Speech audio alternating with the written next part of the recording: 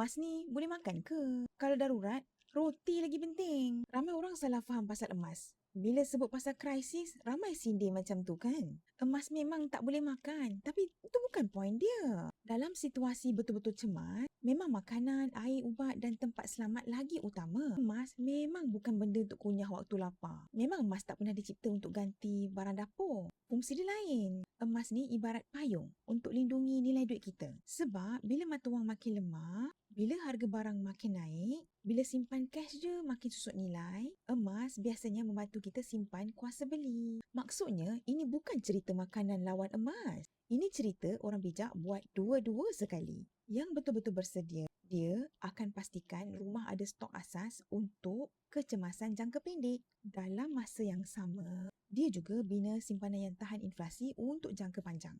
Barulah tenang. Sebab krisis bukan setakat buat orang lapar.